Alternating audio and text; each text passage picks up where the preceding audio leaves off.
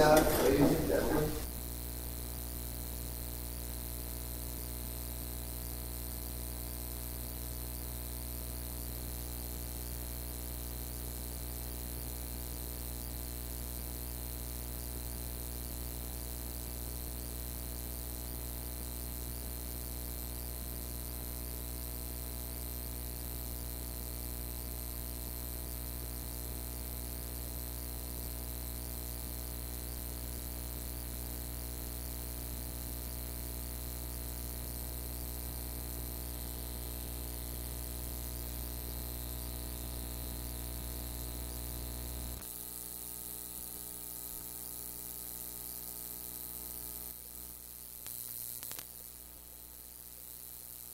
Tougher. I know Leroy usually has a pair here, but maybe we can all buy some cheap foam earplugs and remember to bring them with us. And the other item on safety is that end. If you're going to put your hands anywhere in here or in here to clear chips out, because this thing does make a ton of chips and it does need to be cleared out at times, make sure you got that in one hand and use the other hand. Then you're guaranteed not to get hurt. So on operation, there's 2 locks here. And apparently, I haven't experienced it, but apparently this thing will vibrate down a little bit. So if you're trying to be critical on thickness, or if you're planing some rough lumber down to final thickness, when you get to that final thickness, I would lock them in. But before you're going to raise it, you have to make sure that they're unlocked. Oh, wrong way.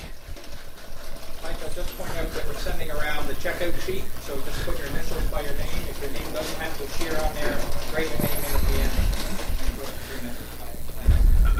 end. Okay. Write your name at the end, please. 'Cause I got to put it on the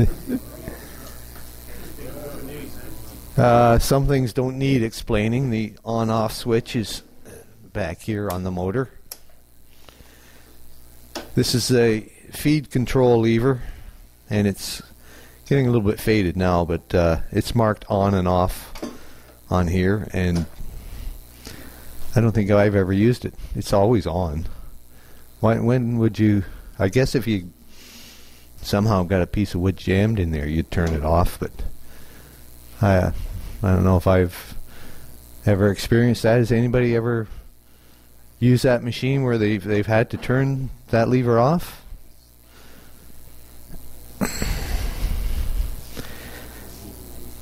And there are anti-kickback pawls in here. I'll see if I can get yeah, I think there's should be a picture of them in here. Do you think you guys can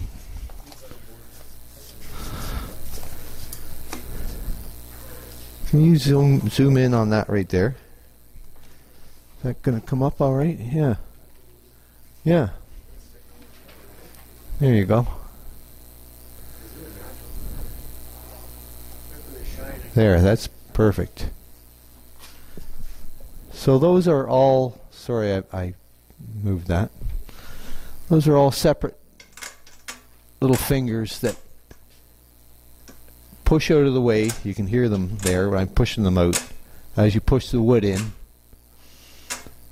And they have teeth on them that will catch the wood if it wants to kick back at all.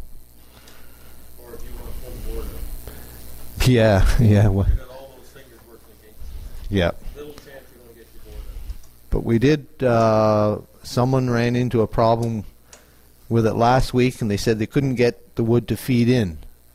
So I came down and I looked at it, and right in the middle, sure enough, there's wood chips jammed in there so bad that those fingers wouldn't lift up. And it took quite a bit to get the wood out of there. I had to take a screwdriver and really push to get that. In fact, there's one or two of them that are, it's jammed up out of the way. I'm going to have to do a little more work to get that wood out of there, but for now it's good enough. Other than that, I've got it marked on here, quarter turn equals a 1/16 of an inch of cut, and that's the maximum. And that's quite a heavy cut. I recommend about an 1/8 of a turn at a time. I guess we don't need that anymore.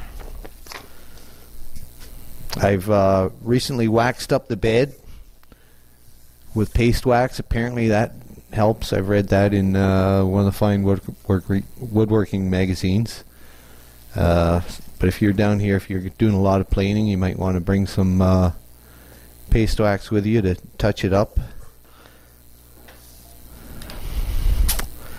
And other than that, Are they rubber rollers that feed the board?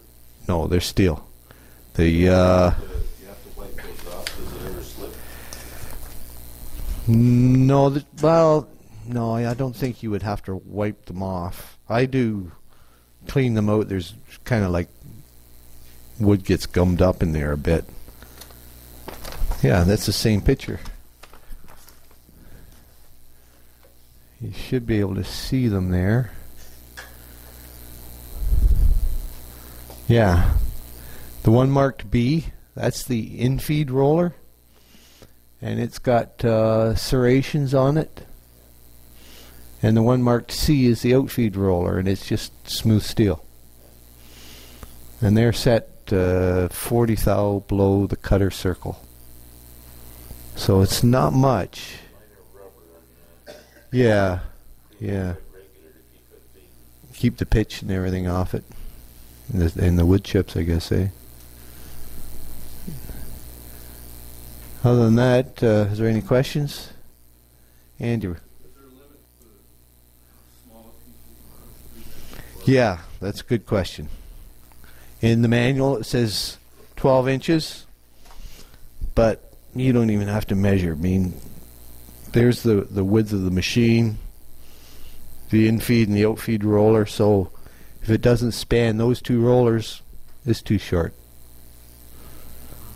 The way around that would be to feed another piece of wood behind it to basically shove it up. Yeah, or if you could make a sled and double face tape it down, especially if you're trying to do something very thin. That's apparently the recommended method. Don? Don't know. If you made yourself a sled, Yeah. down to next to nothing. 16th maybe. But then there's no need to go that thin on it unless you make it a veneer. And you can do that on the tables. What's your take on why it jammed up the wood chips, Mike? This thing does make a ton of chips, and it's very easy to forget to open the blast gate on the dust collector. I know I've done it. I almost think we need to go around the shop and put little signs on every start switch, like 1, 2, 3. 1, if you got all your safety equipment, you know, got all your material ready. 2, is the gate open? 3, okay, you can hit the start button. Because, you know, you get working down here, and it's so easy to forget to go and open the gate, or to check to make sure and see how many gates are open, because other guys, you know, could be here, and there could be like 4 or 5 gates open, and you try to use a gate on this thing, and you're not getting very much suction. Is there no heat table at all? No. No, there's 2 outfeed stands in the back room that you can get if you need one. I'm just saying with long boards. Yeah, yeah, yeah. Rick? On the B table, I said you put base wax. Will that not affect your workpiece? Get on your workpiece? No, it shouldn't. I don't think there's no silicone in it, so. Yeah, yeah. It's what I use. Turtle wax. Yeah. Turtle wax. Yeah. Another thing that works real good and doesn't leave any residue, baby powder, Johnson baby powder. Yeah, yeah, especially for cast iron, because it's porous and it'll go into the pores. Okay. Any questions for Mike? All right. Thanks, Mike. Thank you.